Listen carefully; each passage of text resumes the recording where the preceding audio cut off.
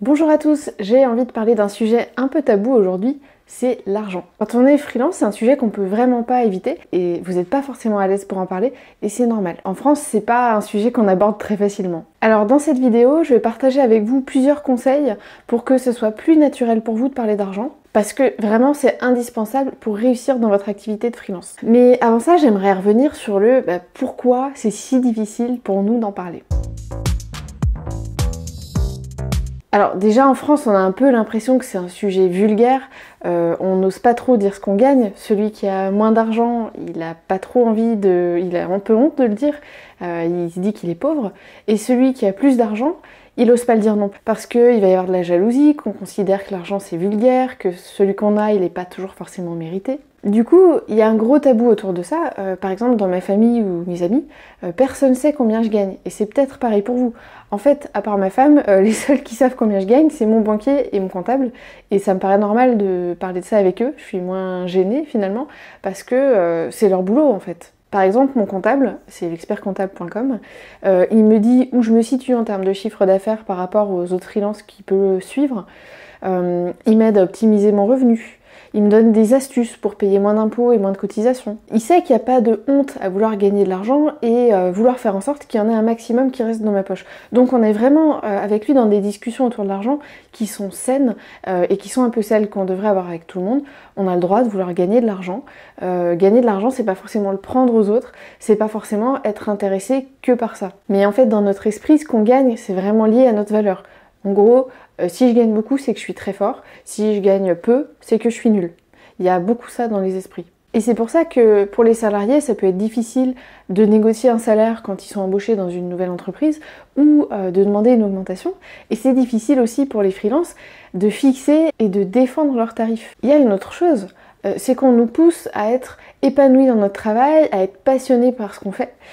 Et il y a aussi pas mal de freelances qui n'osent pas parler de prix, qui n'osent pas annoncer des prix un peu élevés, qui leur semblent élevés en tout cas, parce qu'ils ont l'impression qu'on attend d'eux qu'ils soient tellement passionnés par leur travail, par ce qu'ils font, que finalement l'argent c'est accessoire, ils n'en ont pas vraiment besoin, c'est pas ça qui les intéresse. Finalement, parler d'argent ça voudrait dire que ce que tu fais, tu le fais pas par passion, tu le fais uniquement pour l'argent. Au final, même si c'est un sujet que vous avez tendance à fuir, l'argent, quand on est freelance, on peut pas y couper, vous êtes obligé d'en parler. Ça fait partie du quotidien d'un entrepreneur ou d'un freelance. Donc forcément, il y a des situations dans lesquelles vous pourrez pas du tout y échapper. Alors, comme promis, je vais vous partager mes conseils pour que ces situations-là vous mettent plus mal à l'aise et que vous soyez pas obligé de vous brader parce que vous avez mal géré la discussion. Alors déjà, lorsqu'un prospect vous sollicite parce qu'il a un besoin, moi je vous incite très fortement à avoir un échange de vive voix avec lui. Pendant cette discussion, vous allez pouvoir lui poser plein de questions pour bien comprendre son besoin, sa situation, ses objectifs, ses contraintes. Et il y a une information que vous allez absolument devoir retirer de cette discussion aussi, c'est son budget. Alors ça arrive que les prospects soient un peu réticents à l'idée de vous donner un budget parce qu'ils disent si je lui dis que j'ai 4 000 €, elle va me faire un devis à 4 000 € alors que ça vaut peut-être pas autant. Pour qu'ils aient moins peur de partager cette info avec vous, il faut que vous puissiez les rassurer, il faut que vous puissiez leur expliquer pourquoi vous leur posez cette question, en quoi cette information elle va vous aider et elle est importante pour vous. Déjà avec leur budget, vous allez mieux comprendre leur situation. Vous allez aussi pouvoir filtrer, tout de suite dire ah bah non, ce que vous demandez pour ce budget c'est carrément impossible. Moi je vous propose qu'on arrête là la discussion pour qu'on ne perde pas plus de temps l'un l'autre. Et puis ça va également vous aider à construire une proposition adaptée. Selon le budget du client, vous allez pouvoir proposer de faire tout vous-même, d'en faire une partie et de le former sur la suite, de faire des choses plus standardisées pour que ça vous prenne moins de temps et que vous puissiez facturer moins cher. En fait c'est un petit peu comme pour construire une maison. Si vous connaissez pas le budget du client, vous savez pas si la maison peut faire 300 mètres carrés ou 60, s'il peut y avoir une piscine, s'il peut y avoir un grand jardin, voilà, c'est important et vous pouvez très bien lui expliquer comme ça. En général, ça lève beaucoup les freins et ça y est, il s'ouvre un peu et il va partager avec vous cette info qui est si importante. Quand vient le moment de présenter votre offre à un prospect, souvent il y a une phrase que vous avez super peur d'entendre. Mais c'est super cher! Et c'est possible, qui réagisse comme ça s'il ne connaît pas bien votre métier et s'il ne connaît pas trop les tarifs qui se pratiquent sur le marché. Alors pour éviter ce genre de réaction, il y a plusieurs astuces pour faire passer la pilule plus facilement, on va dire. Déjà, n'envoyez pas de devis tant que le prospect vous a pas dit « Ok ». Bah, j'envoie quoi alors? Vous envoyez une vraie proposition commerciale qui met en valeur votre travail et qui explique vraiment ce que vous allez faire et pourquoi vous proposez ça. Ça lui permet de comprendre ce que vous allez faire, comment ça va se passer, et ça le met en confiance, ça lui permet de se projeter davantage. Alors si vous vous demandez comment faire ça, sur mon site il y a un modèle de proposition commerciale que vous pouvez télécharger, qui est gratuit. C'est un PowerPoint que vous pourrez personnaliser une fois qu'il est sur votre ordi. Donc je vous mets le lien pour le télécharger juste en dessous de la vidéo. Donc dans ce document là, quand vous arrivez au niveau du prix, moi je vous recommande de proposer plusieurs packs. Plusieurs packs avec différents contenus et différents tarifs. Ça va permettre plusieurs choses. Déjà, il se dit chouette, j'ai le choix. C'est pas juste il me donne un prix et j'accepte ou j'accepte pas. Souvent, l'offre qu'on préfère vendre, c'est celle qui est située au milieu en termes de prix. Et celle qui est plus chère, c'est pas forcément ce que vous voulez vendre, elle est aussi là pour donner l'impression que finalement celle du milieu, elle est pas si chère. Ça lui permet de relativiser un petit peu le prix de l'offre que vous avez vraiment envie de vendre. Et puis, ça peut aussi le pousser à choisir une mission qui est un petit peu plus conséquente que ce qu'il avait imaginé au départ, parce que dans votre proposition, vous avez aussi suggéré des choses dont il a besoin, mais il ne le savait pas forcément. Donc ça peut être intéressant aussi, parce que il vient pour refaire telle ou telle chose sur son site, et puis vous lui expliquez qu'en fait il faudrait refaire le site intégralement pour telle et telle raison, et finalement il va peut-être vous confier la refonte complète du site. Voilà, un prix c'est quelque chose qui doit vraiment s'expliquer pour que le prospect ne parte pas en courant. Pour que le prix ne soit pas perçu uniquement comme un coût, mais qu'il soit vraiment perçu comme un investissement qui va apporter un retour, et n'hésitez pas, si votre métier le permet, à faire des projections de chiffre d'affaires. Moi, je vends beaucoup de campagnes publicitaires sur Google, sur Facebook, et c'est toujours intéressant pour le prospect d'avoir une idée de ce que les coûts que je lui propose pourraient générer en termes de retour sur investissement. Ça l'aide beaucoup à se décider. Ok, ça va me coûter tant, mais ça va me rapporter encore plus. Donc pour lui, c'est plus facile de faire le choix. On va imaginer que vous êtes graphiste, vous avez vendu à votre client un logo et dans votre contrat ou dans votre devis, ce qui était prévu, c'est d'avoir 2 allers-retours de modification.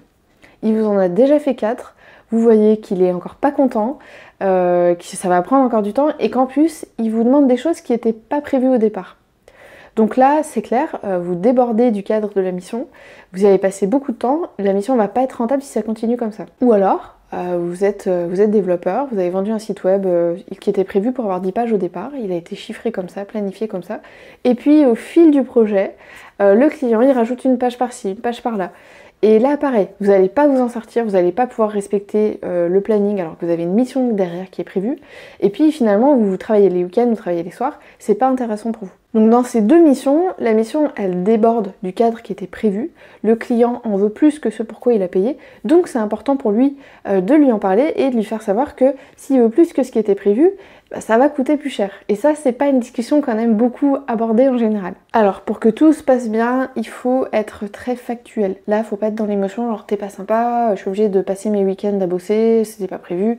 Non, on reste vraiment sur un ton professionnel, hein. On est entre entreprises.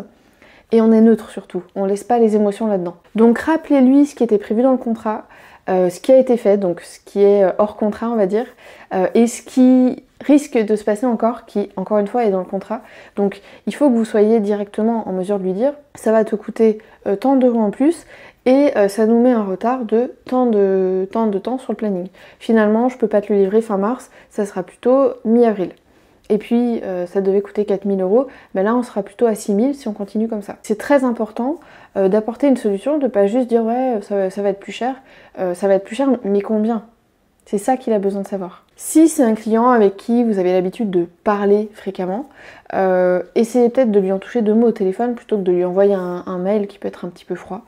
En tout cas, que la discussion se passe de vive voix ou qu'elle se passe à l'écrit, veillez bien à respecter ce que je vous ai dit, un rappel de ce qui était prévu, de ce qui a été fait en plus, de ce qui va probablement encore être fait de supplémentaire, quel est l'impact sur le planning et quel est l'impact sur le budget. Et comment est-ce que vous fonctionnez, est-ce que c'est un avenant, est-ce que c'est un nouveau devis.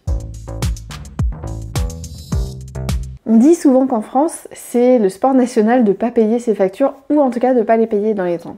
Et c'est un vrai problème puisque j'avais lu quelque part que 25% des faillites d'entreprises en France, elles étaient liées à des retards de règlement. Donc c'est pas sympa, mais malheureusement c'est très fréquent. Et quand on est freelance, quand un client met du temps à nous payer, c'est vraiment ce qu'il va y avoir dans notre poche à la fin du mois, qui sert à payer notre loyer et tout ça, qui est impacté. Donc c'est très important et on peut pas laisser traîner des situations de retard de paiement. Malgré tout, relancer un client qui est en retard pour payer une facture, c'est souvent un moment qu'on redoute.